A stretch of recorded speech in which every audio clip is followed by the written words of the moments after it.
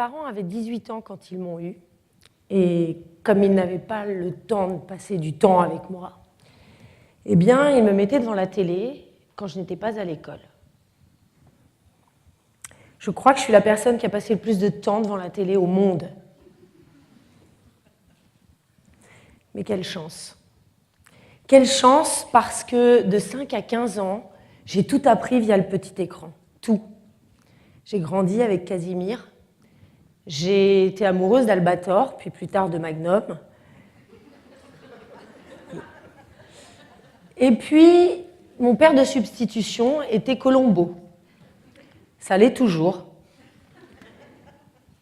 Mais surtout, je me souviens d'un truc très important pour moi, c'est que j'ai réussi à enlever les petits trous de mon vélo grâce à une petite cuillère et surtout à MacGyver. Bref, vous l'aurez compris, pour moi, ce soir, c'était très important de vous parler de ce qui m'a construite, ce qui a rythmé ma vie et qui la rythme encore aujourd'hui, les séries télé. Alors, qu'on les aime ou non, les séries télé sont le reflet de notre époque. Vous n'allez pas me dire le contraire. Mais surtout, elles sont le reflet de notre intimité profonde. Parce que nous nous identifions à leurs héros, parce que nous comprenons leurs héros, parce que nous vivons avec leurs héros. Et donc, quand on les regarde de très près, on se rend compte de ce qui va ou de ce qui ne va pas chez nous. Ils nous passent des messages sur nous-mêmes. Et justement, quand on regarde ces héros de série de très près, on se rend compte qu'il y a eu 3 grandes périodes dans les séries télé et dans les héros de séries télé, qui nous ont distillé 3 grands types de messages, mais pas sur n'importe qui, sur nous-mêmes. D'abord, il y a eu les premiers héros de série de 1950 à 2000. Et ces héros de série-là, ils étaient gentils, ils étaient sympas, ils sauvaient le monde, ils faisaient le bien. Je ne sais pas si vous vous souvenez, Ma sorcière bien-aimée, Superman, Friends, tout ça vous connaissez. Et pourquoi ils sauvaient le monde? Pourquoi ils faisaient le bien, ces héros de série télé? Parce que le monde était déjà bien, était déjà un monde dans lequel le bien, le mal était fixé. Et donc le bien, le mal était fixé, la justice était la justice, on savait ce que c'était, donc tout était bien à sa place. Donc le rôle des héros de série à l'époque, c'était quoi? C'était de nous montrer que tout était possible et qu'il fallait aller encore plus loin, qu'il fallait nous dépasser. Et justement, moi à cette époque, je me souviens aussi, moi j'étais dans une agence de pub et je me prenais pour Amanda Woodward de Melrose Place. Ouais. Bon, ça c'était la première catégorie de héros qui nous ont dit, le monde est génial, donc soyez encore plus génial que lui. Deuxième catégorie de héros, 2001-2015. Et là, ça se gâte. Ça se gâte parce que l'Amérique, qui était la grande fabrique de gentils héros, de héros à super pouvoir, tombe. Et elle tombe 2 fois, en 2001 et en 2008, avec la faillite de Lehman Brothers, la banque. Et donc là, on remet tout en question. On se dit, mais attends, c'est quoi le bien? C'est quoi le mal? La justice, on me parlait de justice, mais là, est-ce qu'il y a une justice réellement?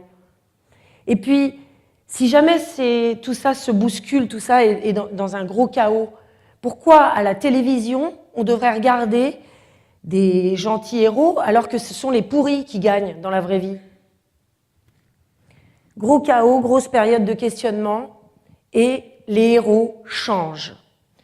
De super gentils avec des super pouvoirs, ils passent à super pourris. Dexter, Dr House, et ça c'est pour les plus sympas, cohabite avec Walter White, je ne sais pas si vous le connaissez, dealer, producteur de méthamphétamine, père de famille, puis tueur. Breaking Bad, donc série super carton. Hein. Puis un tout petit peu plus tard, Game of Thrones, roi sanguinolent qui s'entretue, tranquille. On les regarde tranquille. Et pourquoi on les regarde tranquille? Eh bien parce qu'on n'a plus confiance dans nos valeurs. Et puis surtout, parce que tout ce qu'on avait planqué sous le tapis dans les années 80, le matérialisme, l'inhumanité, l'égoïsme, l'individualisme, eh bien ça nous est rebalancé et avec un effet boomerang terrible. Et heureusement, il y a une troisième catégorie de héros qui arrive depuis 2016. Cette nouvelle catégorie de héros sont des héros humains et équilibrés. Alors quand je dis équilibrés, vous pensez tout de suite les gens bien, carrés, mais pas du tout. Équilibré, ça veut dire plein de failles, de tocs, de névroses, de doutes, mais aussi d'idéaux, comme nous. Et ces héros-là, tout d'un coup, ils bouleversent l'univers des séries télé. Ils bouleversent l'univers des séries télé parce qu'en 2016, c'est l'élection de Donald Trump. Et cette élection fait que on se demande tous jusqu'où va aller le mal et que peut-être il faut revenir à une certaine humanité. Et donc, on commence à voir arriver des héros du type El Professor, le chef de gang de braqueurs de Casa de Papel, qui n'est pas mieux que les autres, mais qui est plus humain quand même, qui est presque plus humain que les otages qu'il garde. Dans tout ça, dans cette troisième catégorie de héros, on doit se poser une seule question. Cette question, c'est pourquoi les scénaristes se mettent à nous faire regarder des gens normaux dans des vies normales. Pourquoi ? Et en fait, la réponse est assez simple.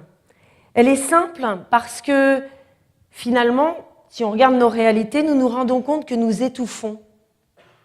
Nous étouffons dans des réalités qui sont presque plus fictionnelles que les histoires.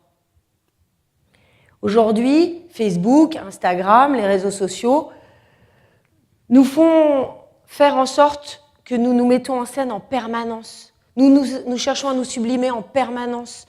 Nous cherchons à avoir notre objectif premier, c'est d'avoir des likes, non ? C'est de nous socialiser au travers de tous ces réseaux. Et pourtant, les héros de série nous disent l'inverse. Pourtant, les héros de série, en nous montrant des gens qui sont totalement normaux, nous réapprennent à vivre normalement.